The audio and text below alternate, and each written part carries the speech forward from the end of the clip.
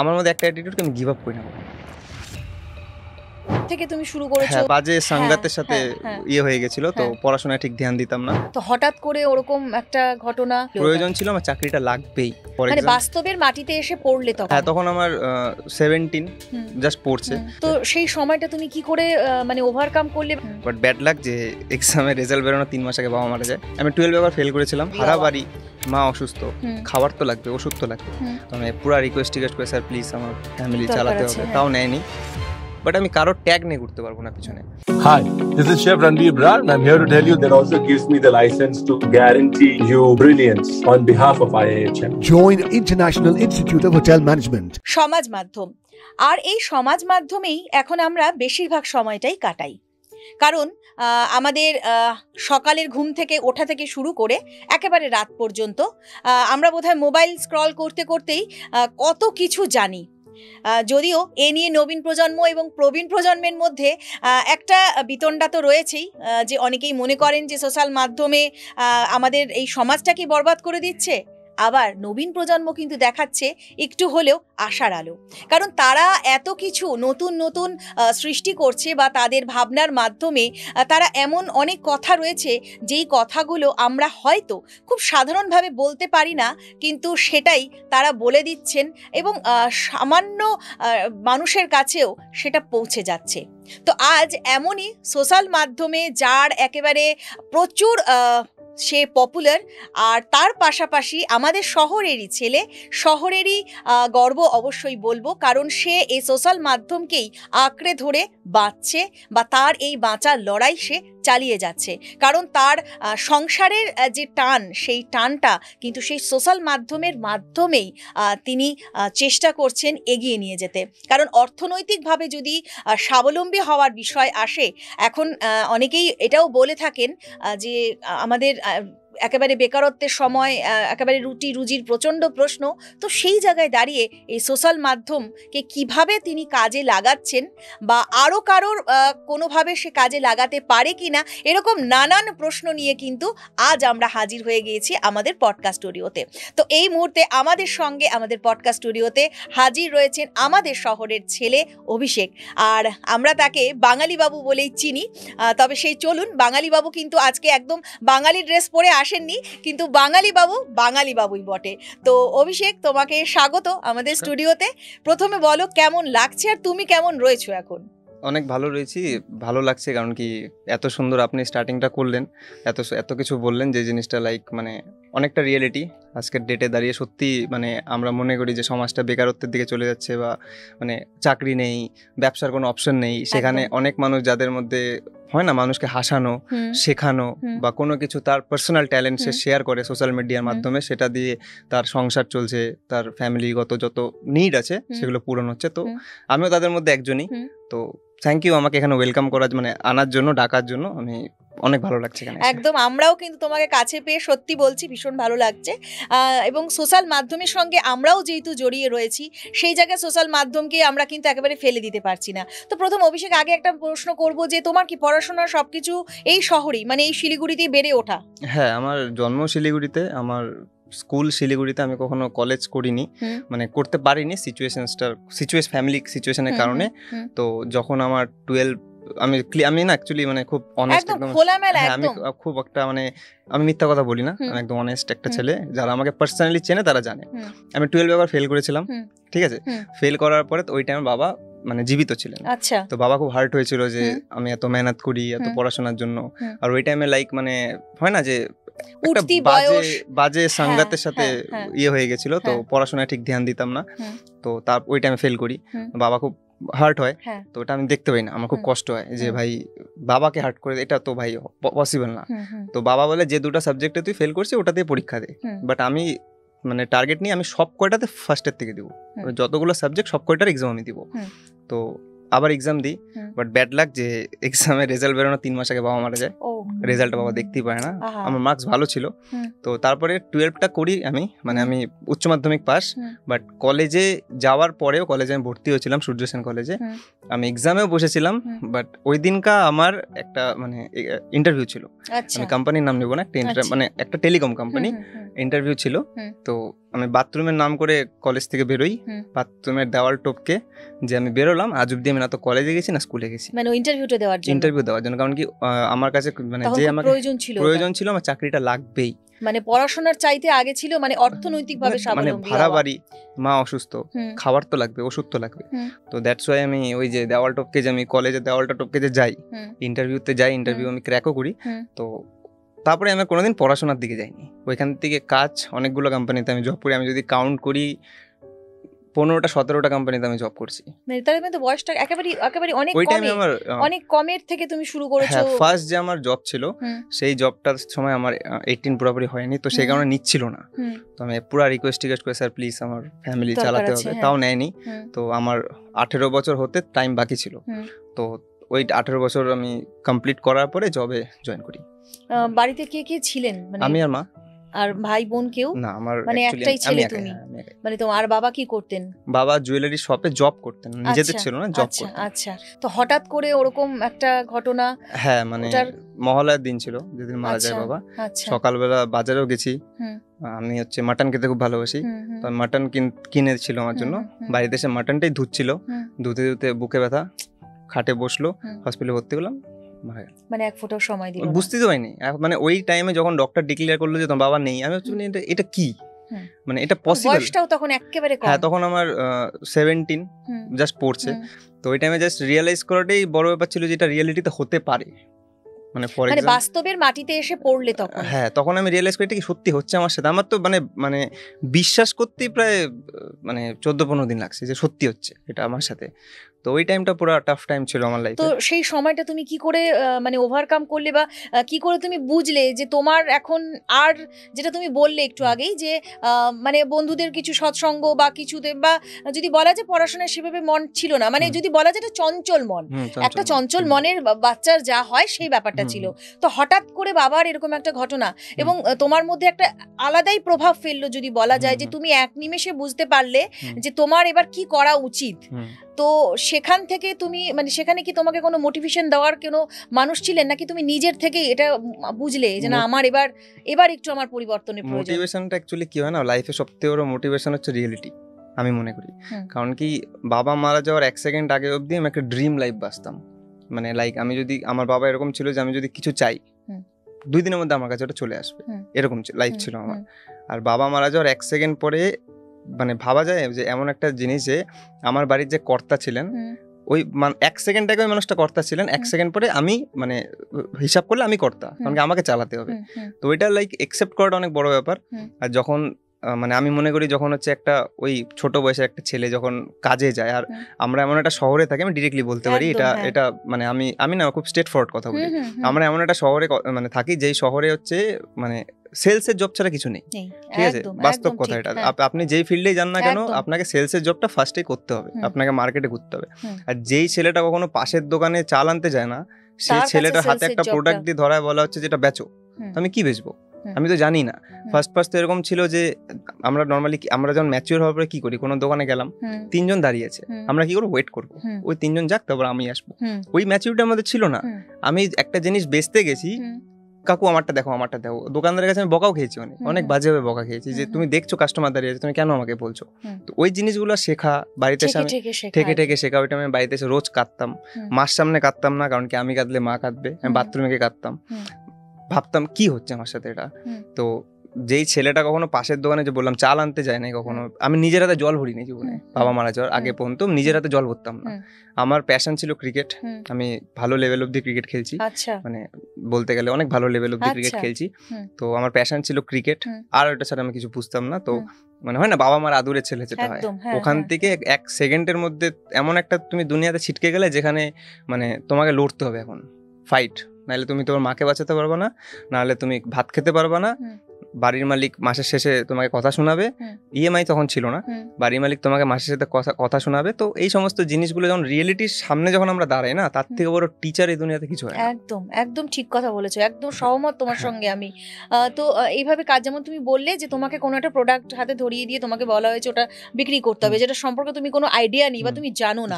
তো সেই প্রোডাক্টটা যখন তুমি বিক্রি করতে গেলে মার্কেটে, তখন তোমার কিরকম প্রতিকূলতা আসলো, বা তুমি কি প্রথমেই পারলে, বা যেটা তোমার বললে যে 1 এখন তুমি যেটা করছো হুম। সোশ্যাল মাধ্যমে, হুম। সেটা কিন্তু একটা ক্রিয়েটিভিটি, হুম। এবং এই প্রোডাক্ট বিক্রিটার সঙ্গে এটা কিন্তু কিছু হলেও একটা লিংক হ্যাঁ, রয়েছে। 100 বার আমার ভিডিও তোমার প্রোডাক্টই। একদম, এটাই আর বলছি। তো logic- এবার তুমি আমাকে বলো যে এখান থেকে তোমার পথ চলা শুরু, হুম। তো কিভাবে তুমি এই প্রোডাক্টটা প্রথম বিক্রি করা শুরু করলে তুমি? ওই টাইমে এরকম একটা সিচুয়েশন ছিল, মানে 3 মাস পরে কোম্পানি থেকে বের করে দিয়েছিল আমাকে, হুম। because আমি টার্গেট অ্যাচিভ করতে পারতাম না। হুম। তারপরে হচ্ছে একটা টেলিকম কোম্পানি, যেটা বলছিলাম আমি, টেলিকম কোম্পানিতে জয়েন করি। ওইখানেও প্রোডাক্ট ছিল সিম কার্ড, হুম। ওটাও বেচতে পারতাম না, ওইখান হুম। থেকে আমাকে বের করে দেওয়া হয়েছিল। হুম। তারপরে আমি মানে যে ছোট ছোট মহিলাদের লোনগুলো হয় না, হুম। ছোট ছোট লোনগুলো, হ্যাঁ। ওখান থেকে মাকে বলি, মা রিকোয়েস্ট করলাম একটা ব্যবস্থা করো কিছু। তো ওইখান থেকে আমি, আমার মানে ভিতরে ছিল আমি নিজের কিছু করবো। ভাই আমি অফিসে গেলে আমাকে বস কথা শোনাচ্ছে, হুম। টিম লিডার কথা শোনাচ্ছে, আমি হুম। নিজের কিছু করব। হুম। তো এখান থেকে হচ্ছে মা একটা জায়গার থেকে কিছু টাকা এনে দেয় আমাকে, যেটা ওকে সপ্তাহে সপ্তাহে দিতে হয়, এনে দেয়। তারপরে হচ্ছে আমি চানাচুর, ঝুড়ি ভাজা, হুম। এই সমস্ত জিনিস একটা কারখানার থেকে বস্তায় বস্তায় নিয়ে আসতাম। বাড়িতে এসে আমি আর মা প্লাস্টিকে ভরে মোমবাতিতে হুম। সিল করে দোকানে দোকানে বেচতাম। আচ্ছা। তো ঠিকঠাকই ছিল প্রথমে, কিন্তু ওই যে ডিমান্ড অ্যান্ড সাপ্লাই জিনিসটা আমি তখন বুঝতাম না। ডিমান্ড অ্যান্ড সাপ্লাই যদি না বুঝি, বিজনেস চলবে না। হুম। বিজনেস করতে গেলে বেসিক্যালি 3টা মানি লাগে। হুম। একটা মানি হচ্ছে যেটা আমার কাছে ক্যাশ থাকবে, হুম। একটা মানি আমার কাছে স্টক থাকবে, হুম। আর একটা মানি যেটা মার্কেটে পড়ে থাকবে, হুম। যেটা মানে রোটেট হতে থাকে। রোটেট হতে থাকে, এটা হ্যাঁ। আজকে বুঝি, আজকে প্রায় 10 বছর, এই যে অক্টোবরের 13 তারিখে 10 বছর হবে বাবা মারা গেছে। হুম। 10 বছর এখনো হয়নি, আর 1-1.5 মাস বাকি। হুম। তো ওই টাইমে ডিমান্ড অ্যান্ড সাপ্লাই বুঝতাম না, না হুম। আমি ফোর্স করতাম, কাকু নাও বেচো, আমার জিনিস বেচো। আবার ওদেরও তো জিনিসটা বেচতে হবে, বেচতে হবে, আমি হ্যাঁ। ওদেরকে প্রাইমারি দিচ্ছি, ওদেরকে তো সেকেন্ডারিটা ক্লিয়ার করতে হবে। হুম। তো ওই জিনিসটা তখন বুঝতাম না। হুম। তারপরে 3-4 মাস ঠিকঠাক চলার পরে ওটাও পড়ে যায়। হুম। আমি লাইফে এতবার ফেল হয়েছি না, যে আমি ডিরেক্টলি বলতে পারি আমার এজ গ্রুপের যারা ছেলে, যাদের আমার ক্লাসমেট, হুম। ওরা সবাই নিরাশ আমাকে হয়ে যাবে ওরা তার আমাকে আগে। রেসপেক্ট করে এই কারণে, আমার মধ্যে একটা অ্যাটিটিউড, আমি গিভ আপ করি না কখনো, একদম। কোনো জিনিসে না। হুম। Not for business, job, hmm. Relationship, any kinds of thought. আমি আমার মধ্যে গিভ আপের অ্যাটিটিউডটাই নেই। হুম। জানি না ছোটোর থেকে ভগবান আমাকে এভাবে তৈরি করছে, আমি গিভ আপই করি না। আমার যদি আমাকে 100 বার হারাও, আমি 101 নম্বর বার দাঁড়ায় যাবো। এইটা কিন্তু বড় দাঁড়াবো। ব্যাপার একটা, এবং অভিষেকের কাছ থেকে বোধহয় আমাদের যারা শুনছে, এটা আগামী প্রজন্মের কাছেও কিন্তু একটা ভীষণ বড় বার্তা, যে হারা চলবে না। যে কথাই রয়েছে যে শতবার চেষ্টা করো আর ঠিক উঠে দাঁড়াবে, সেটা কিন্তু অভিষেক করে দেখিয়েছে। এটার অভিষেক তোমাকে সত্যি বলছি কুর্নিশ জানাতে হবে যে এই জায়গাটা তুমি করেছো। তো তারপর এবার ওখানে তো তুমি ওই জায়গাটা তোমার তারপর প্রবলেম হচ্ছে আসলো। ওখানে এটা করলাম। হুম। তারপর আমার ওই যে পাস্টে, মানে অ্যাকচুয়ালি না, মার্কেটে আমরা কাজ, আমি একটা জিনিস মনে করি, যখন আমরা প্রথম কোনো জিনিস শুরু করি সেটা জিরো থেকে স্টার্ট করি। হুম। সেকেন্ড টাইম যখন শুরু করি সেটা জিরো থেকে স্টার্ট হয় না। হুম। খুব যদি লজিক্যালি দেখো, একটা এক্সপিরিয়েন্স হিসেবে স্টার্ট হয়। একদম। আমি যখন প্রথমে 3-4টা কোম্পানিতে জব করছিলাম, ওখানে আমার কিছু কন্ট্যাক্ট ছিল। হুম। সব কাস্টমারের সাথে আমার হুম। রিলেশন খারাপ হুম। ছিল না। হুম। কিছু কাস্টমার যারা আমাকে নিজের ছেলে, হুম। নিজের ভাই, হুম। নিজের মানে লাইক ভাই ভালো আছে এরকম একটা হুম, হুম, রিলেশনে হুম, দেখতো। হুম। তো এখান থেকে একটা দাদা ছিল, যে আমাকে হঠাৎ করে একদিন দেখা হয়, হুম। আমি চার্চ রোডে শিলিগুড়ি, হুম। আমি ওখানে জব খুঁজতে গেছিলাম। হুম। তো দাদাটার সাথে আমার দেখা হয়। ওই দাদাটা আমাকে বলে যে কি করছি, বললাম যে জব খুঁজতে আমি এসেছি। বলে আমার কোম্পানিতে চলে আয়, ওইটা একটা টেলিকম কোম্পানি। হুম। বললাম দাদা এরকম ব্যাপার, আমি তো, বলে আমি আছি, তুই টেনশন নিস না, আমি তোকে ফুল ফ্রিডম দেবো। হুম। তো ওই টাইমে এটা বাস্তব যে ওই দাদাটা আমাকে প্রচুর হেল্প করে, মানে প্রথম মার্কেটে যাওয়া আমার সাথে, আমাকে কাজ বোঝানো, নিজে দাঁড়িয়ে থেকে কাজ করানো। হুম। ওটা অ্যাকচুয়ালি আমি কোম্পানির নাম নেবো না, বাট ওটা হচ্ছে একটা মানে টেলিকম কোম্পানির কিউআর কোড হয় না, আমরা যে পেমেন্ট করি, যেমন আজকে ডেটে আমরা কিউআর কোডে পেমেন্ট করি, কিউআর কোড আমাকে লাগাতে হতো দোকানে গিয়ে। হুম। তো এমন একটা সিচুয়েশনে চলে আসে, ওটা করতে করতে কাজটাকে আমি খুব ভালোবেসে ফেলি। হুম। আর মার্কেটে এমন একটা আমার রিলেশন হয়ে যায়, হুম। মানে ফর এক্সাম্পল টিমে 11 জন মেম্বার, হুম। 10 জন মিলে মাসে যা টার্গেট করে, আমি একা তা ডবল করি। বাহ। ঠিক আছে, মানে এরকম একটা আমার মানে ওই হেরে যাওয়া জায়গাটা এবার বুঝিয়ে দিলাম যে আমি উঠে গেছি। হ্যাঁ, ওই প্রথম 3 মাস তো মার্কেটে তখন আমার বাইক ছিল না, সাইকেলে কাজ করতাম। আমি সাইকেল নিয়ে বাগডোগরা যেতাম, সাইকেল নিয়ে হচ্ছে আমি জলপাইগুড়িও গেছি, বাহ। ময়নাগুড়িও গেছি সাইকেল নিয়ে। ঠিক অনেক আছে, কষ্ট করেছো। সাইকেল নিয়ে ময়নাগুড়ি গেছি। আমি প্রচুর চা খাই, প্রচুর, মানে আমি দিনে আজকের ডেটে তো অনেক কমে গেছে, 15 কাপ 18 কাপ চা খাই এখনো। হুম। এখন সবাই আমাকে বলে তুই তো চা কেন খাস? হুম। ওটার পিছনে সব থেকে বড় জিনিসটা, আমার পাস্ট কেউ জানে না। ওই টাইমে আমার কাছে পকেটে 10 টাকা থাকতো না ভাত, মানে কিছু ভাত খাওয়ার জন্য চাটা তো খেলে খিদেটা মরে যেত। দুপুরবেলার দিকে আমি চা খেতাম, হুম। একটা বিস্কুট নিতাম, হুম। ওটা খেয়ে সাইকেল চালিয়ে যেতাম কাজে। হুম। ওই যে ডেইলি যে চায়ের অভ্যাসটা না, ওটা রয়ে গেছে এখনো। হুম। আমার শরীর তো জানে না যে ভাই আজকে আমি ইউটিউবার, আমার শরীর কি জানে? আমার ওই অভ্যাসটা কন্টিনিউ আমার সাথে, আমি ওটাকে অ্যাডপ্ট করতে করতে চলে আসছি। হুম। তো আজকের ডেটে এমন একটা সিচুয়েশনে সবাই মনে করে আমি প্রচুর চা খাই, কেন খাই হুম। সেটা যারা ডিপলি জানবে তারা রিয়েলাইজ করবে। তো এটাই হচ্ছে বাস্তবতা। তো যাই হোক, তো ওই কোম্পানিতে আমি হচ্ছে মানে একটা টাইমে মানে এমপ্লয় অফ দ্য মান্থ, আমি প্যান ইন্ডিয়াতেও র্যাঙ্ক করি বাহ। ওই কোম্পানিতে। হুম। এরকম ভালো যেদিন আমি তখন এই মানে লকডাউন পড়বে ভাব, হুম। মানে পড়েনি, ওই হুম। কোভিড অ্যাটাক আসলো, হুম। মানে গভর্নমেন্টের মতিগতিতে বোঝা যাচ্ছিল, মুখে ছিল যে হুম, কয়দিনের হুম। মধ্যে লকডাউন হবে, এই সেই হুম, এরকম হুম, টাইপের ব্যাপার হুম। ছিল। আর সামনে ছিল দুর্গাপূজা, হুম। এটা 2020 ঘটনা, 2020। হুম। ওই মাসে অক্টোবরের 23 কি 25 তারিখে দুর্গাপূজা স্টার্টিং ছিল, আর অক্টোবরের 12 তারিখে আমার স্যালারি ঢোকার সাথে সাথে আমি রেজিগনেশন দিই ওই কোম্পানিতে। হুম। মানে এটা মানে বলতেও কেমন লাগে যে মুম্বাইয়ের থেকে যে হেড, হুম। সে আধা ঘন্টা আমার সাথে কনফারেন্স কলে রিকোয়েস্ট যে ছাড়িস না, হুম। তুই ছাড়লে মার্কেট শেষ হয়ে যাবে, হুম। তুই ছাড়িস না, হুম। তো স্যালারি লাগবে ডবল দিব, হুম। তোর ছুটি লাগবে 7 দিনের জায়গায় 6 দিনের জায়গায় তুই 4 দিন কাজ কর, হুম। তুই বাকি 3 দিন ভিডিও বানা, কিন্তু চাকরিটা প্লিজ ছাড়িস না। হুম। আর আমার যে ওই যে আমি ততক্ষণে কি তোমার ভিডিও বানানো শুরু হয়ে শুরু হয়ে গিয়েছিল? কিন্তু একটা পেমেন্ট আসে নাই, আচ্ছা, আচ্ছা। ভিডিও বানাতে আমার মিলিয়নও ভিউজ যেত, হুম, হুম, আমি পেমেন্ট একটাও আসেনি। আর হুম। ওই মাসেই পেমেন্ট আসবে, ফার্স্ট পেমেন্টটা ওই অক্টোবরেই ঢুকবে। হুম। আর ইউটিউবের পেমেন্ট 21-22 তারিখ নাগাদ প্রসেস হয়, ইউটিউব ফেসবুকের মোটামুটি মাসের শেষেই ঢোকে। হুম। তো চাকরি ছেড়ে দিলাম আমি, হুম। পেমেন্টও ঢুকলো, পেমেন্ট অনেক কম ঢুকছিল, যেটাতে আর কি আমি রুম রেন্ট দিয়ে কিছু ছিল না, বাট হুম। কনফিডেন্ট ছিল আমি এখান থেকে আর ব্যাক পিছনে তাকাবো না। আর আমি ওই দিন শপথ নিয়েছিলাম যে আমি জীবনে কোনোদিন আর চাকরি করবো না, হুম। করি না আজ অব্দি আমি চাকরি, এখনো সোশ্যাল মিডিয়ায় চলে যাচ্ছে। তো ওটা তো তোমার একটা ভালো জায়গা ছিল, মানে এমন নয় যে তুমি মানে যে তোমার এতগুলো যে খারাপ অবস্থা বা খারাপ সময় হুম। সেটাকে কাটিয়ে তুমি মানে ওই জায়গাটায় পৌঁছে গিয়েছিলে যে তোমাকে বেস্ট অফ এমপ্লয়ির জায়গাও তুমি হুম। পৌঁছে গিয়েছিলে। তো তখন হঠাৎ করে কেন তখন এরকম সিদ্ধান্ত নিলে যে না আমি সোশ্যাল মিডিয়া, নাকি সোশ্যাল মিডিয়া নিয়ে তোমার আগের থেকেই কিছু ভাবনা ছিল? না, আগের থেকে কিছু ছিল না, যে আমি বললাম না, আমি না খুব মানে আমার মধ্যে না একটা ক্যারেক্টার আছে, যে ক্যারেক্টারটা না আমি খুব রিস্ক টেকার। হুম। মানে আমি বলে না সুখে থাকতে একটা ভূতে কথা, কিলায়। ভূতে কিলে একটা কথা হুম, আছে না, আমার অবস্থা হচ্ছে ওটা। হুম। আমি না লাইফে কোনোদিন কোনো জিনিসে না মানে যখন আমি কোনো জিনিস Satisfied সেট হওয়া। হয়ে যাই, হ্যাঁ। সেট হয়ে যাই, তখন সেখান আমি থেকে- আরো বড় রিস্ক নেব। আচ্ছা। আবার ওখানে আমি সাকসেসফুল, আরো বড় রিস্ক নেব, আমি জাম্প করতে থাকি। হুম। আমার মধ্যে এই ক্যারেক্টারটা ছোট থেকে, আমি জাম্প করতে থাকি। হুম। মানে আমার রেকর্ড আমি ভাঙবো, আমার ভিতরে আমি নিজেকে চ্যালেঞ্জ করি। আমি হুম। মনে করি আমার কম্পিটিটর এই দুনিয়াতে কেউ না। একদম ঠিক। আমি ইউটিউবে, ফেসবুকে আমার কোনো ইউটিউবার বা ফেসবুকার আমার কম্পিটিটর না, আমার কম্পিটিটর আমি নিজে। হুম। ঠিক আছে, তো আমার আমি যে লাস্ট কালকে যে অভিষেকটা ছিল, আজকের অভিষেকটা বেটার হবে, হুম। এটা আমার লজিক। হুম। আবার আজকে যে অভিষেকটা, কালকের অভিষেক আরো বেটার হবে, আমি নিজেকে চ্যালেঞ্জ করি সবসময়। হুম। তো ওটা একটা জব, হুম। আমি কারোর আন্ডারে, হুম। কেউ আমাকে ইনস্ট্রাকশন দেয় আমি সেটা করি, হুম। এটা আমার নিজের কাজ, একদম নিজের মতন যেখানে আমার করে। ইন্ডিপেন্ডেন্স আছে। হুম। আমি ওই দিনকা রেজিগনেশন দিছিলাম বলে আজকে আমি এখানে বসে আছি, হুম। নাহলে আমি এখন ওই অফিসে বসে থাকতাম। হুম। তো ওইটা নিজের ডিসিশন নিজের, মানে আমার মনে হয় যে লাইফে যদি তুমি গ্রো করার ভাবনা রাখো, হুম। তো যদি নিজের প্রতি কারেজ না নাও, নিজের প্রতি যদি রিস্ক নিতে না থাকো, তাহলে ওই স্বপ্নটা ছেড়ে দাও ভাই, ওটা হুম। তোমার জন্য না। হুম। তো রিস্ক নিতে শেখো লাইফে। একদম। কি হবে ম্যাক্স টু ম্যাক্স, ভাত পাবা না, থাকার জায়গা পাবা না, হুম। কোনো ব্যাপার না। হুম। এই এর থেকে বড় কিছু এর আর থেকে নয়। বড় কিছু হবে না, কেউ হুম। তোমাকে মেরে ফেলবে না। হুম। কি হবে, তুমি আজকে ডেটে ডাল ভাত খাচ্ছ মাছ ভাজা দিয়ে, হুম। কালকে তুমি আলু সিদ্ধ ভাত খাবা, হুম। সেটা না পেলে একটা পেঁয়াজ একটা রুটি খাবা, শিখবা অনেক কিছু। হুম। লাইফে তুমি যত খারাপ টাইম আসবে, তার তত থেকে ওরা কিছু টিচার কেউ ভালো নেই ভাই এই শেখা যাবে। দুনিয়াতে। একদম, তুমি একদম। তুমি ওই টাইমে যা শিখে যাবা না, হুম। মানে মানুষ ক্যারেক্টার চিনে একদম, যাবা, একদম। হিউম্যান বিহেভিয়ার চিনে যাবা, হ্যাঁ।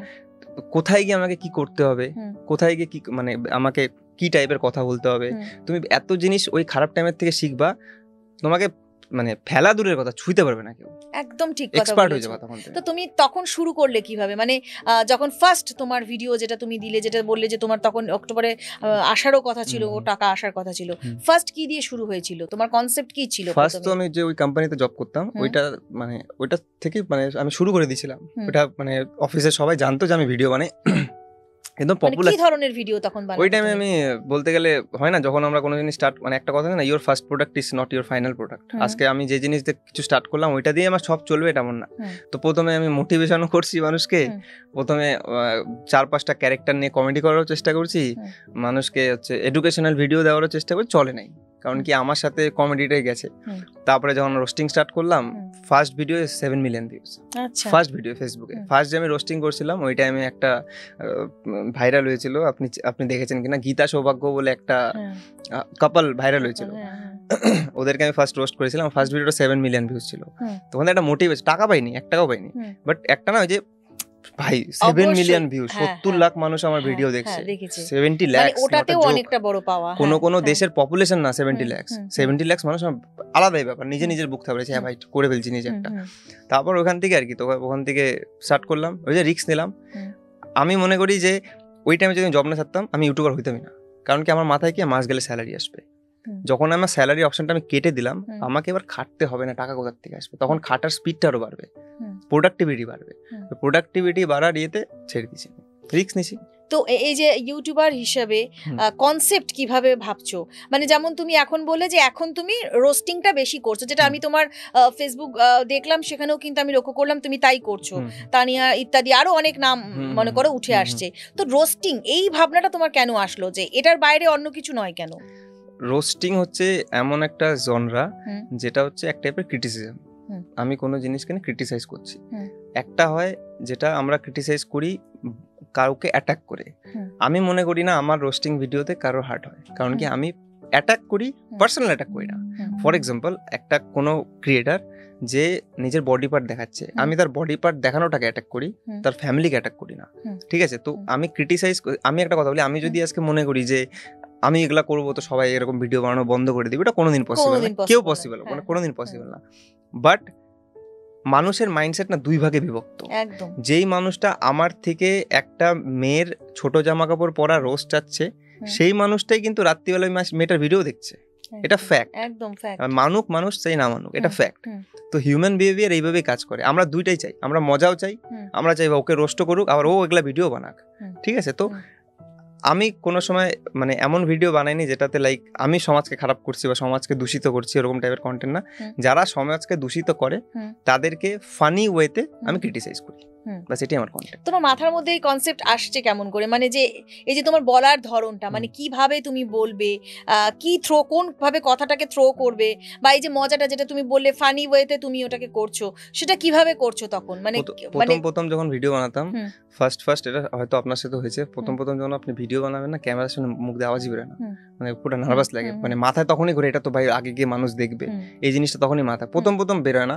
প্রথম না এক্সপ্রেশন বেরোয়, না ডায়লগ বেরোয়, একটা ডায়লগ 10 বার করে বলার পরে টেক নেওয়ার পরে লাস্টে একটা হয়, ওরকম অবস্থা হয়। বাট যখন করতে যখন মানুষের কমেন্ট বক্স পড়ি না, দাদা ভালো লাগলো, দাদা হেভি হয়েছে, দাদা এই জায়গাটা সেই ছিল, তো নিজের ভিতরে একটা কনফিডেন্স আসতে থাকে যে নেক্সট ভিডিওটা আরো বেটার করবো, বেটার করার চেষ্টায় আমরা একটা টাইমে গিয়ে এমন একটা জায়গায় পৌঁছে যখন আমরা বুঝে যাই আমার অডিয়েন্স আমার থেকে কি চাইছে। একদম ঠিক বলেছো। ওটাই। এখন যদি আমি আজকে যেরকম আমি ফর এক্সাম্পল আজকে আমি রোস্টিং করি, এবার আমি যদি ভাই মনে করি কালকে গিয়ে আমি সন্দীপ মেশফরি হয়ে যাবো, ভাই আসানে করে চিল্লাবো, ওটা হবে না। ওটা মানুষ ফার্স্টেই দেখবে, স্ক্রল করে বেরিয়ে যাবে, দেখবে না।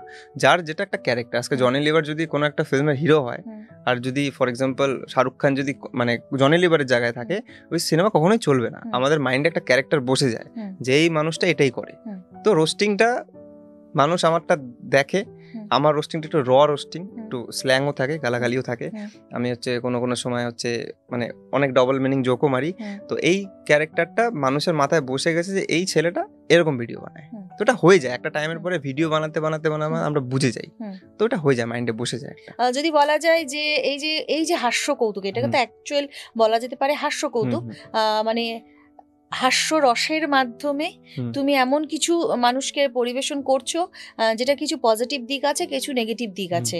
তো রবি ঘোষ থেকে শুরু করে এমন প্রচুর, চিন্ময় থেকে শুরু করে সবার, যদি আমরা পুরনো যদি আমরা চলচ্চিত্রের জগৎ দেখি, তারাও কিন্তু খুব সুন্দর মজা করে নানান ধরনের তারা করতো, সেটাও কিন্তু একরকম রোস্টিংই বলা যেতে পারে। তো নবীন প্রজন্ম তুমি একদম, এবং এইভাবে করছো। তুমি কি এখন কি ভাবছো যে এই যে সাবজেক্টে তুমি কাজ করছো সোশ্যাল মাধ্যমে, এই সাবজেক্টকেই তুমি কন্টিনিউ করবে, না এটার মধ্যে আরো কিছু তুমি ভাবনা তোমার এটার মধ্যে আরো রয়েছে? মানুষের মধ্যে না একটা জিনিস মানে আমি মনে করি খুব বাজে, যখন হচ্ছে কোনো একটা জিনিস ট্রেন্ডে আসে সবাই ওটি করে, ঠিক আছে? তো এই জিনিসটা কেন বাজে, কারণ কি ফর এক্সাম্পল আজকে মানে আমার পাশের বাড়ির ছেলেটা ভালো ক্রিকেট খেলে, ঠিক আছে? আমার পাশের বাড়ি আমার একটা বন্ধুর ছেলে ভালো ক্রিকেট খেলে, ও আমি দেখছি ও ন্যাশনাল খেলছে। এবার আমার ছেলে আসলো, আমি ওকে ফোর্স করছি ক্রিকেট খেলার জন্য। এবার আমার ছেলে বলছে দাদা বাবা আমি সুইমিং করতে চাই, আমি ওকে জোর করে মাঠে পাঠাচ্ছি, ওটা কোনোদিন পসিবল না, ও কোনোদিনই পারবে না খেলতে।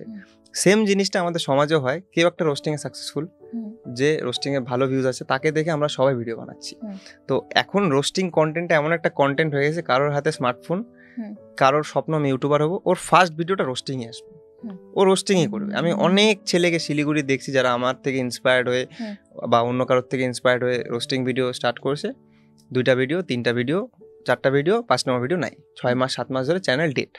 1000 ইউটিউবের রুলস হচ্ছে 1000 সাবস্ক্রাইবার, এখন মনে হয় 500 সাবস্ক্রাইবার হয়েছে, মানে আর 4000 ঘন্টা ওয়াচ টাইম লাগে। ওই 4000 ঘন্টা ওয়াচ টাইম করতে তো সারা জীবন লেগে যায়।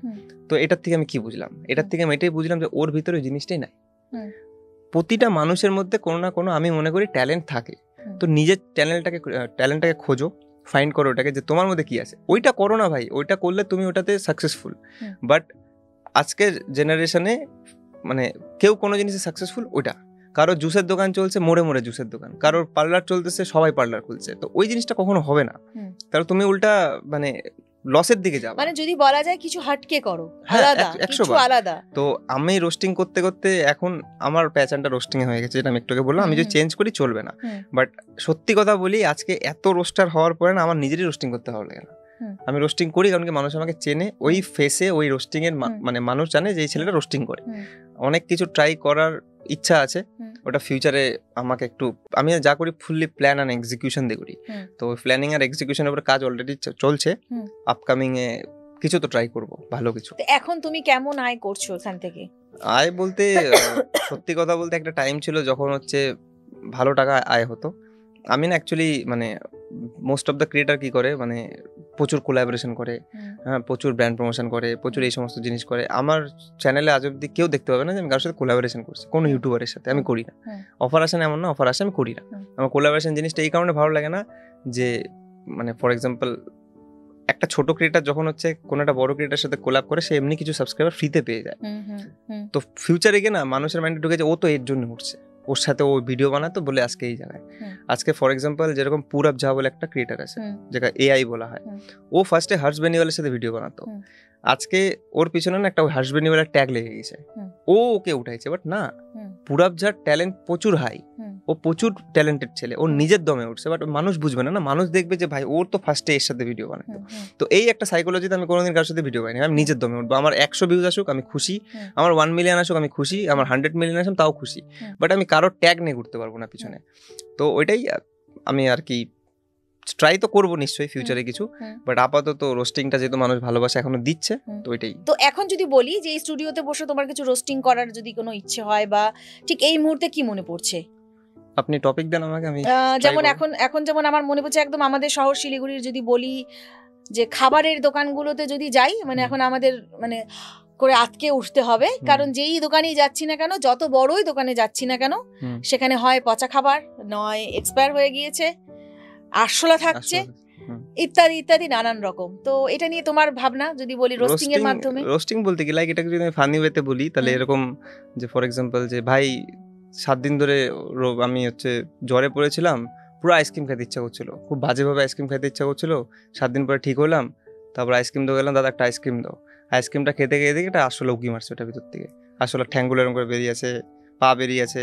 তো মানে আমি ভাই ভ্যানিলা আইসক্রিম চাইছিলাম তোমার কাছে, তুমি আমাকে আসলে আইসক্রিম ধরাই দিলা, এটা কি মানে এটার পিছনে logic, what is this behaviour, এটার পিছনে কি লজিক সেটা আমাকে বুঝাও।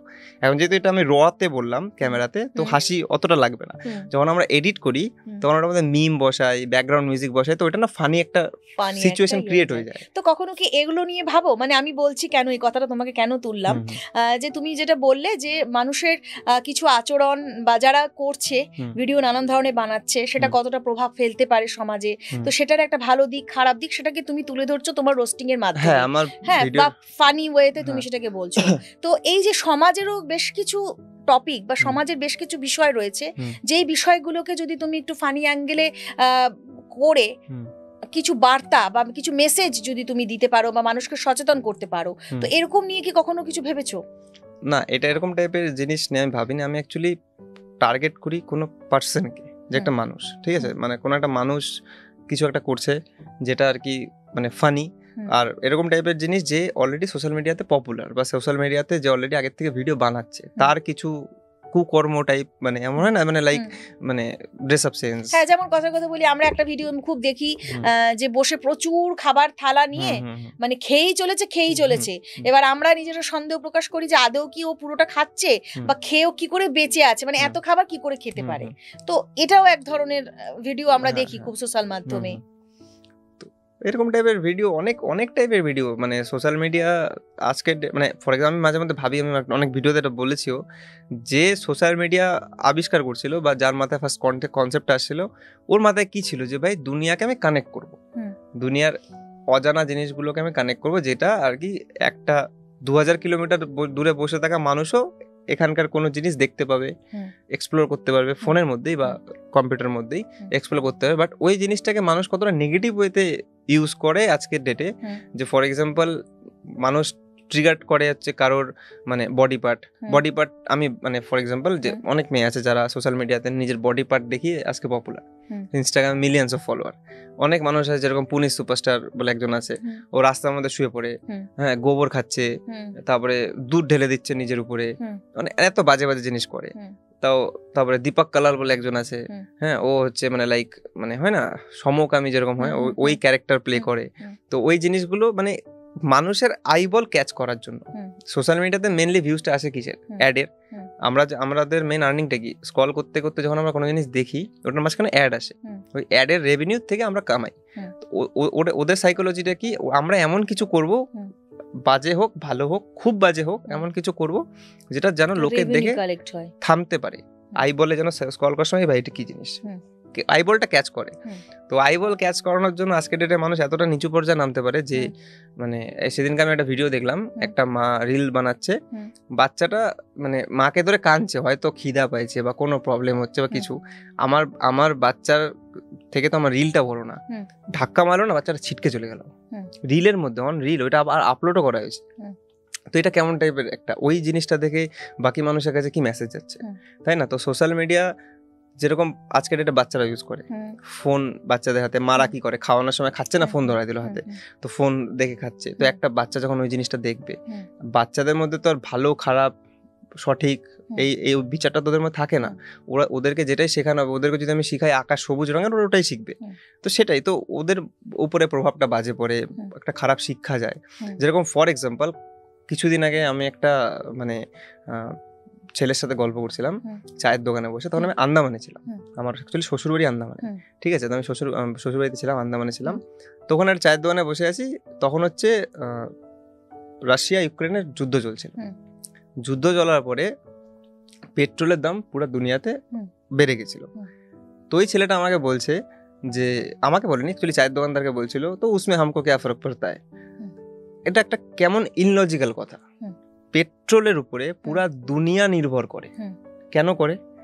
আপনার বাড়িতে গাড়ি না থাকুক, আপনি যে সবজিটা খান কিসে আসে? যে জিনিস আসে ওটা চলে কিসে? আপনি যে চাল খাচ্ছেন, আপনার জামা কাপড়, এনি কাইন্ডস অফ থট, মাথার চুলের থেকে শুরু করে পায়ের নখ অব্দি আপনি যা ইউজ করেন সবকিছু তো পেট্রোলই আসছে। পেট্রোল না হোক, ফ্লাইটে যখন আসে ওইটাও তো ফিউল, জাহাজে আসছে ওটাও তো ফিউল। তো যদি পেট্রোলের দাম বাড়ে, ফিউলের দাম বাড়ে, তো এটার এফেক্ট সব কিছুর উপরে পড়বে। ওই যে ইয়াং জেনারেশন ফোন স্ক্রলে বিজি, ওরা দুনিয়ার জিও পলিটিক্স নিয়ে, দুনিয়া নিয়ে এদের মধ্যে কোনো নলেজ নেই। ওদেরকে কি বলবো? আমার বাড়িতে সেম অবস্থা। আমি হাজারবার বুঝাও বলতে পারি না যে ভাই এগুলা রিল দেখা ছাড়ো, ভালো কিছু দেখো যেটার থেকে তোমার নলেজ বাড়বে। যখন এই সোশ্যাল মিডিয়া ছিল না, মানুষ নলেজেবল ছিল একদম। আগেকার দিনে আমাদের বাবা দাদাদের বয়সে চায়ের দোকানে বসে নিয়ে ডিবেট হতো দেশে কি হচ্ছে। এখন চায়ের দোকানে বসে ডিবেট হয় কি ভাই, ওই বাড়ির মেয়েটা রিল বানাচ্ছে, ওই বাড়ির মেয়েটার ফলোয়ার বেড়ে গেছে, ওই মেয়েটাকে দেখছি সেটা করছে। আমাদের জেনারেশনটা যাচ্ছে কোথায়? আমার 28, আমার কালকে বার্থডে, ঠিক আছে? কালকে আমার বার্থডে, আগাম শুভেচ্ছা তোমাকে, অনেক ভালো। কালকে আমার 28 কমপ্লিট হবে। তো 28 এজে আমি কোনো সময় আমি সোশ্যাল মিডিয়া পার্সন হতে পারি, বাট অনেস্টলি আমি কোনোদিন সোশ্যাল মিডিয়া স্ক্রল করি না। আমার one of the third class লাগে এই জিনিসটা। আমি সোশ্যাল মিডিয়া শুধু তখনই দেখি যখন আমার ভিডিও বানানোর হয়, তাছাড়া আমি দেখি না। আমি ভালো জিনিস দেখার চেষ্টা করি। তো এটা হচ্ছে কথা। আমি সবাইকে একটা জিনিস মেসেজ দেবো আজকে আপনাদের মাধ্যমে, বিশেষ করে ইয়াং জেনারেশনকে। তোমরা, আমি দেখি পাড়ার মোড়ে বসে ছেলেপেলে বাইকের মধ্যে ফোন রেখে 8-10 জন লুডো খেলে যাচ্ছে। কেউ হচ্ছে কোনো মেয়ে, মানে আজকে ডেটে দেখবেন আপনি কোনো জায়গায় যখন 5টা বন্ধু আড্ডা মারে সবার হাতে ফোন। যদি ফোন টেপার হয় বাইরের টেপ না ভাই, আড্ডা মারতে কেন আসলি? আড্ডা মারতে কেন আসলি তুই? তো যদি লুডো খেলার একটা অনলাইনে হয়, অনলাইনে খেল। আড্ডা মারতে যখন আসছিস ভালো কথা বল, ডিবেট কর ভালো জিনিসে। 5 জনের মধ্যে একজন যদি জ্ঞানী হয়, বাকি 4 জন কিছু জ্ঞান পাবে, শিখবে। আমি জ্ঞান নিয়ে কি করব? তুমি জ্ঞানের থেকে বড় মানে এই দুনিয়াতে কিছু হয় না। আপনার মধ্যে যদি নলেজ থাকে আপনাকে কোথাও কেউ আটকাতে পারবে না, আপনি নলেজেবল। আজকের ডেটে জেনারেশনের প্রবলেম কি, সব মানে ডিস্ট্র্যাক্টেড। পৃথিবীর সবথেকে বড় নেশা আজকের ডেটে যদি হয় সেটা ফোন, ঠিক আছে? মানুষ ভাত ছাড়া জল ছাড়াও থেকে যাবে, ফোন ছাড়া থাকতে পারবে না, ঠিক আছে? তো ওই জিনিস সব থেকে বাজে জিনিস আমার মনে হয় দুনিয়া নিয়ে নলেজ রাখা উচিত। আমাদের দেশে কোথায় কি হচ্ছে সেটা নিয়ে নলেজ রাখা উচিত। কারণ কি, সরকার কি করছে করুক গা, সরকার যেটা করছে কার পয়সায়? আমাদের পয়সায়। আজকে আমি হয়তো ইনকাম ট্যাক্স দিই না, পুরা আমাদের ইন্ডিয়াতে মনে হয় 3 না 4% হচ্ছে ইনকাম ট্যাক্স পেয়ার, বাকি পেয়ার না। তা বলে কি আমরা ট্যাক্স দিই না? এই ঘড়িটা ট্যাক্স ছাড়া আসছে, এই জামাটা ট্যাক্স ছাড়া আসছে, সব তো ট্যাক্স দিয়ে আসছে। ট্যাক্সটা কোথায় যাচ্ছে? তো জানা উচিত না আমাদের টাকা সরকার কোথায় ইনভেস্ট করছে, কি করছে, সেটা তো আমাদের জানা উচিত। জানার ইচ্ছাই নেই। পাশের বাড়ির মেয়েটার ইনস্টাগ্রামে কত ফলোয়ার বাড়লো ওইটা জানার ইচ্ছা, আমার ইচ্ছাই নেই ভাই। আমি জানতে চাই দুনিয়াতে ইউক্রেন রাশিয়ার যুদ্ধ কেন হচ্ছে, ইসরায়েল প্যালেস্টাইনের যুদ্ধ কেন হচ্ছে, আমার জানা দরকার। কারণ কি, ওইটার এফেক্ট আমার বাড়ির থালাতে পড়ে, ডাইরেক্টলি বা ইনডাইরেক্টলি পড়ে, আমার চালের দামে পড়ে, আমার ডালের দামেও পড়ে। তো আমার জানা উচিত। এটা একদমই ভুল লজিক যে এখান থেকে 10,000 কিলোমিটার দূরে একটা বোম পড়লো, তো ওটা আমার সাথে কোনো কানেক্টেড না। আমি একটা কথা বলি, পুরো দুনিয়া সবাই সবার সাথে কানেক্টেড, আমরা ইকোসিস্টেমের মধ্যে বাঁচি। একদম, হ্যাঁ। আর বোধহয় এই কারণেই বলে যে পৃথিবীটা গোল, ঘুরে ফিরে এসে এক জায়গায় আমরা সব। হ্যাঁ, তো মানে দুনিয়া সবকিছু সব জায়গায় মানে ইয়ে করে। আজকে ইউএস এর প্রেসিডেন্ট ডোনাল্ড ট্রাম্প হওয়ার পরে পুরো দুনিয়াতে অনেক জায়গায় অনেক রকম ইম্প্যাক্ট পড়ছে। কারোর ইচ্ছাই নেই জানার ইচ্ছাই নেই। ও ভাই কোথায় কত দূরে বসে আছে, করুক না যাইছে, আমার বাড়িতে থোড়ি এফেক্ট পড়ছে। পরে ভাই ওটা তুমি বুঝবা না, তোমার মাথায় বুদ্ধি নেই বলে তুমি বুঝছো না। তুমি যদি খুব লজিক্যালি দেখো, তোমার বাড়িতে এফেক্ট ওটা পড়ে। তো এটাই মানে আমার মনে হয় যে সোশ্যাল মিডিয়া আর সরকারকে একটা সার্ভে, মানে আমার মনে হয় একটা স্টেপ নেওয়া উচিত, যে যেটাতে আর কি এই ফোন অ্যাডিকশনটা যেন লিমিটে করতে পারে। আমার মনে হয় খুব দরকার। কারণ কি, মানে জেনারেশনটা যেই দিকে যাচ্ছে না, কারোর কোনো জিনিস জানার ইচ্ছা নেই। কিন্তু তুমি যদি এই কথাটা বলো যে সোশ্যাল মিডিয়াকে একটু হলেও যদি যেন হ্রাস টানা যায় ব্যাপারটা, তাহলে যারা সোশ্যাল মিডিয়া নিয়ে কাজ করছে, যেমন তুমিও সোশ্যাল মিডিয়া নিয়ে কাজ করছো, তবে সেক্ষেত্রে কি কোনো প্রভাব ফেলবে না? মানে কি মনে করছো? আমার মনে হয় যদি আমার দেশের ভালোর জন্য আমার আর্নিং এ প্রভাব পড়ে, বা আমারকে যদি একটা মানে আইটেম বাড়িতে কম খেতে হয়, আমি রাজি। আমার মনে হয় যে আমার ফর এক্সাম্পল আমি গ্রো করে যাচ্ছি, আমার পাড়ার সব ছেলেবেলে কেউ নেশা মানে ইয়ে হয়ে যাচ্ছে, কেউ কোনো মেয়ের পিছনে, বা কেউ লুডোর পিছনে, ফোনের পিছনে। তো আমার তো মানে আমি বললাম না, সবাই সবার সাথে কানেক্টেড। যখন আমাদের ইয়াং জেনারেশন, আগেকার সময় আমাদের বাপ দাদাদের টাইমে কি ছিল, আমাদের ওই টাইমে আপনি একটা জিনিস ভাবুন, ভগৎ সিং কত বছরে যে মানে ওনার শহীদ হয়েছিলেন, আজকের ডেটে ওই এজটা আপনি 23, 24, আমার এক্সাক্ট মনে নেই, 23 কি 24, ভাই 25 হবে না, 24 এর ভিতরে উনি শহীদ হয়েছিলেন।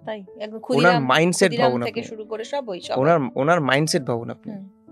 ওই মানুষটাকে যখন ফাঁসির সাজা শোনানো হয়, খুশি হয়ে গেছিল যে আমি দেশের জন্য মরবো। আজকে 23 বছর একটা ছেলে, ওর ভাই ওর গার্লফ্রেন্ড ওকে রিপ্লাই করছে না 3 দিন ধরে, ও ডিপ্রেশনে এসে সুসাইড করে নিচ্ছে। কি ইয়ার, কোথায় যাচ্ছে জেনারেশনটা? আমার কাছে, আমি একটা সোশ্যাল মিডিয়া পার্সন হতে পারি, বাট আমি বলবো যে ইয়াং জেনারেশনকে এডুকেটেড হওয়া উচিত। এডুকেশন মানে হচ্ছে নট স্কুল এডুকেশন, স্কুল প্রচুর পড়াশোনা, প্রচুর জ্ঞান, অবশ্যই জ্ঞান মানে হচ্ছে এক কথা বলে জেনারেল নলেজ একদম দরকার, প্রচুর দরকার। আমার মনে হয় প্রচুর দরকার। আরেকটা কথা হচ্ছে, আরেকটা মানে প্যারেন্টসদেরকে বলতে চাই, যদি কোনো প্যারেন্টসের ভিডিওটা দেখে, এডুকেশন সিস্টেমের সাথে না লাইফে সাকসেসের কোনো মেল নাই। এডুকেশন সিস্টেম টোটালি আলাদা জিনিস, আর লাইফ আলাদা জিনিস। এডুকেশন সিস্টেমে আপনার ছেলে মেয়ে হয়তো টপ র্যাঙ্ক, এই র্যাঙ্ক সেই র্যাঙ্ক, এই সেই হতে পারে, বাট রিয়েল লাইফে ওটা জিরো আমার মনে হয়। ঠিক আছে, এডুকেশন সিস্টেম আপনাকে শিখায়, জানায়, বোঝায়, আপনাকে অনেক মানে ওই দিক থেকে এডুকেটেড করে। বাট ওই এডুকেশনটা যখন আপনি মানে রিয়ালিটির সাথে আসবেন, তখন ওটা কোনো কাজে আসে না। প্র্যাকটিক্যাল আর থিওরির মধ্যে ফারাক হয়। ঠিক আছে, তো ওইটাই হচ্ছে কথা। তো আজকে সমাজে যেরকম মানে বাবা মা দৌড়াচ্ছে সারাদিন অফিসে, বাবাও দৌড়াচ্ছে, মাও দৌড়াচ্ছে বাচ্চাকে এডুকেটেড করার জন্য, ওই বাচ্চা বড় হয়ে বাপ মাকে ছেড়ে চলে যাচ্ছে। তাহলে এটা এডুকেশনটা কি কাজে লাগলো? তাহলে এডুকেশনটা কি কাজে লাগলো? কোনো কাজে লাগলো না, ওইটা তো ওয়েস্ট হলো না। আমার এত 25 বছর 30 বছরের মেহনত, রক্ত জল করে আমি কাজ করতেছি, বড় হইলো বাচ্চায় ফোন উঠাচ্ছে না, হ্যাঁ দেখছি আমি বাইরে আছি, রাখো তো ফোনটা, এটা কোনো কাজে না। তাহলে ওই এডুকেশন তো আমি মনে করি তাহলে আমি বাড়িতে ভালো এডুকেশন দিতে পারতাম। আর একটা কন্ট্রোভার্সিয়াল স্টেটমেন্ট যদি আমি দিই, যেটা আমার জানি না বলা উচিত কিনা আমার, তো তবুও আমি বলবো, এডুকেশন সিস্টেম হচ্ছে পৃথিবীর সবথেকে বড় ট্র্যাপ। আমি মনে করি পৃথিবীর সবথেকে বড় ট্র্যাপ হচ্ছে এডুকেশন সিস্টেম। ঠিক ঠিক আছে, হুম। মানুষের ক্রিয়েটিভিটিকে নষ্ট করে দেয়। হুম। মানে এটা আজকের থেকে না, এটা হুম। অনেক বছর ধরে চলে আসছে। এটার হুম। পিছনে একটা স্টোরি যদি আপনি বলেন আমি শোনাবো। অবশ্যই, নিশ্চয়ই। একটা রিয়েল স্টোরি। হুম। পার্সিয়া বলে একটা দেশ ছিল, হুম। ঠিক আছে, নেপোলিয়নকে আপনি চেনেন। হুম।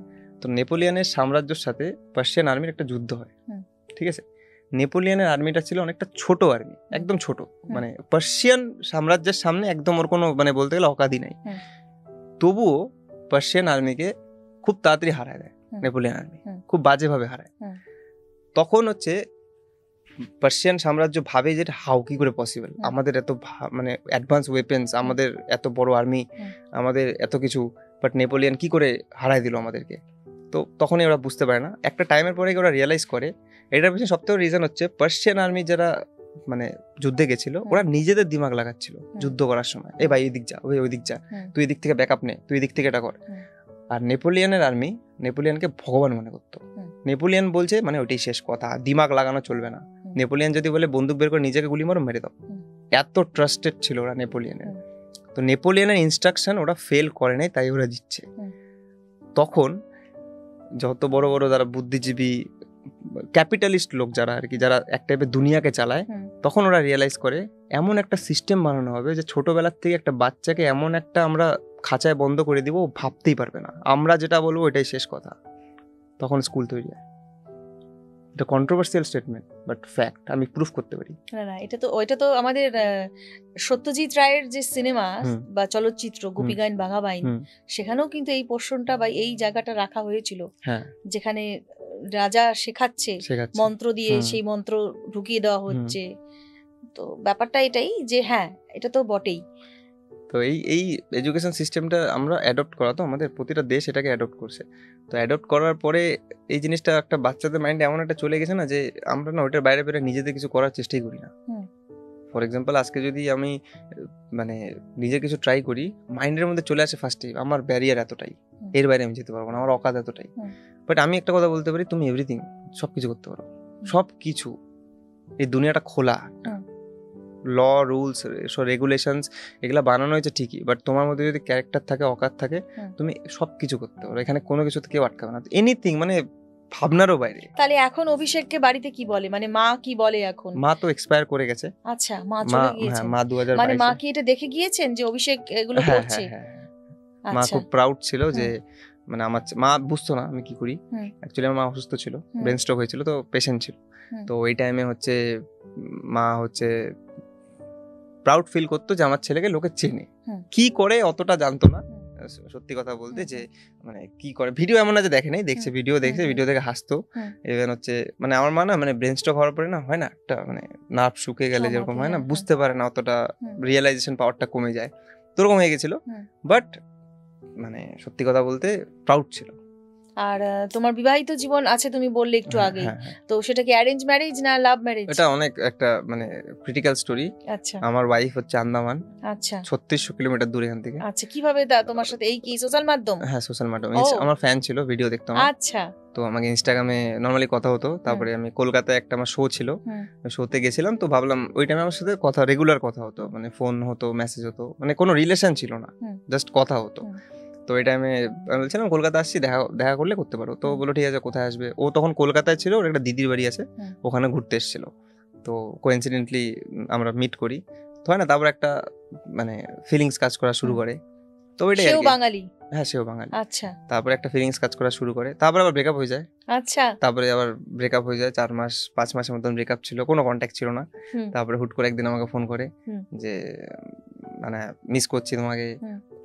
তুমি মিস করোনি, সেই মিস করেছে। ওই আমি বললাম একটু বোল্ড ক্যারেক্টারের ছেলে, মিস সত্যি করতাম, এটা মিথ্যা বলবো না, মানে কিন্তু ওর সামনে দেখানো যাবে না ভাই। আচ্ছা, ওকে দেখানো যাবে না, মানে রাত্রিবেলা ভাই পুরো কষ্ট হচ্ছে, ঠিক আছে, কিন্তু বাড়ি থেকে হ্যাঁ ভাই কি হচ্ছে, কিছু হয় না, মাত কো দর্দ নেই হতা, কিন্তু দর্দ পুরা হইতো, সত্যি বলতে পুরা ফাটতো, বাট দেখা হইতাম না। আজকে ডেটা এরকমই। আচ্ছা, এখন এরকম ভিতরে কষ্ট দেখাই না, ওটা একটা ব্যাপার। তো ওইটাই যাই হোক। তারপরে কি বলবো, তারপরে হচ্ছে সেকেন্ড টাইম যখন কল করলো, তখন আমি ডিরেক্টলি বললাম, দেখ একটা কথা ক্লিয়ার করি, আমি একা থাকি, আমার বাবা নাই, মা নাই, কেউ নাই, তুই দূরে থাকবি, আমি এখানে থাকবো, আবার মিসআন্ডারস্ট্যান্ডিং হবে, আবার ব্রেকআপ হবে, বিয়ে করবি তো বল। ও বললো একটু টাইম লাগবে। নেই টাইম, কতদিন টাইম নিবি? 7 দিনের মধ্যে জানাচ্ছি। 7 দিন পরে বললো হ্যাঁ। আমি টিকিট করে দিলাম, চলে আসছে। আচ্ছা, চলে আসলো, একাই চলে আসছে। একাই চলে একাই আসলো। চলে আর আসছে। মানে পরে তার বাবা মায়ের সঙ্গে আমি ওকে বলছিলাম যতক্ষণ না তোমার বাড়ির লোক একসেপ্ট করবে আমি গলায় মালা পরাবো না। তারপরে মালা মানে বিয়ের মণ্ডপে বসে বাবাকে ভিডিও কল করা হয়েছিল। ওর বাবা প্রথমে তো একটু স্বাভাবিক না, প্রতিটা বাবাই করে, আজকে আমি একটা মেয়ের বাবা, আমি বুঝি ওই জায়গাটা, তো স্বাভাবিক ওটা একটা ছিল। মানে তারপরে ও তোমার এক কথাতে 7 দিনের মধ্যে ওকে তুমি টিকিট করে দিলে, সে চলেও আসলো। আর বিয়েটা তারপরে হলো? বিয়ে আমার বাড়িতে হয়েছে, আচ্ছা, বাড়ির ছাদে। আচ্ছা, আমার বাড়িতে হয়েছে। আমার বাড়ির যে রেন্ট ওনার যে, তিনি মানে প্রায় মায়ের মতন আমার, হ্যাঁ হ্যাঁ, উনি ফুল অ্যারেঞ্জমেন্ট করে আমি করে দেবো, চাপ নেই, আমার ব্যাপার। তারপরে মানে হয়েছে, তারপরে বাবু মানে শ্বশুর বাড়ির লোকেরা তারপরে ধীরে ধীরে অ্যাকসেপ্ট আসলো। করছে। অ্যাকসেপ্ট তো বিয়ের আগেই করে নিয়েছিল। আচ্ছা, মা তো জানতো ও যে আসবে, মা জানতো, মানে হ্যাঁ। ইভেন ওর আইবুড়ো ভাত হয়েছে, হ্যাঁ, ওখানে আইবুড়ো ভাত করে ওর মা পাঠিয়েছে, মা, বোন, আচ্ছা, ভাইয়ের বউ, তো ওরা সবাই জানতো, শুধু বাবা জানতো না। বাবা বিয়ের আগে জানলো, তারপর একটু প্রথম একটু ইয়ে হলো, তারপর ঠিক আছে। মানে এখন ঠিক আছে? হ্যাঁ, আমি তো আন্দামানে ছিলাম না কিছুদিন আগে। আচ্ছা, আচ্ছা, এখন ঠিক আছে, কোনো প্রবলেম নেই। তো সব শেষে অনেক কথা জানলাম অভিষেক। একটা জিনিস জানে, বাঙালি বাবু তুমি তোমার এটার মধ্যে নাম দিয়েছো, তো শুধু অভিষেক নয় কেন, মানে বাঙালি বাবু কথাটা তুমি কেন এখানে, এটার মধ্যেও কি কোনো তাৎপর্য রয়েছে? হ্যাঁ, অ্যাকচুয়ালি আমি মারওয়াড়ি, আমি বাঙালি না, আমার টাইটেল সারাফ। আচ্ছা, ঠিক আছে, তো একদম কথা কিন্তু আমি এখনো পর্যন্ত আমি মারওয়াড়ি ভাষাই তো পারি না। এখন তুমি আমাকে বললে বলে আমি বুঝলাম। হ্যাঁ, আমি মারওয়াড়ি ভাষায় আমি পারি না। অ্যাকচুয়ালি আমার বাবা মারওয়াড়ি, মা বাঙালি, তো আমি একটা ডেঞ্জারাস কম্বিনেশন। আচ্ছা, ঠিক আছে, তো হচ্ছে তারপরে হচ্ছে যখন আমি ফার্স্ট ভিডিও বানানো শুরু করি, ওই টাইমে আমি হিন্দিতে ভিডিও বানাতাম ফার্স্ট একদম।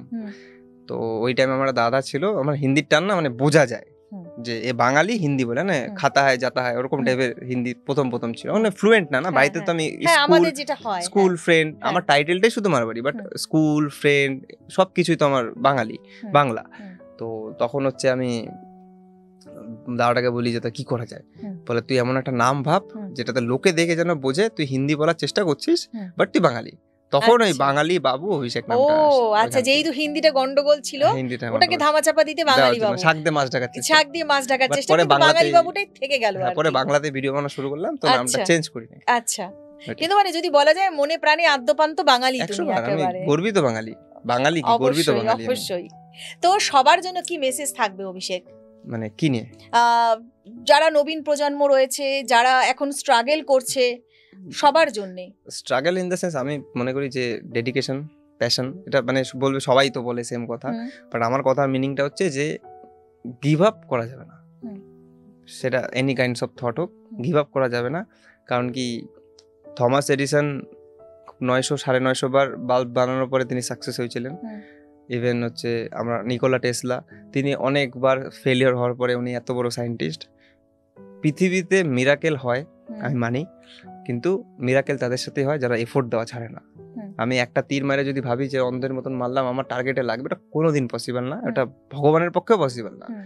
যে কোনো জিনিস, যেরকম আমাদের বিহারে জিতেন রাম মাঞ্ঝি পাহাড় ভেঙে রাস্তা বানায় দিল, একদিনের কাজ না, ডেডিকেশনের কাজ।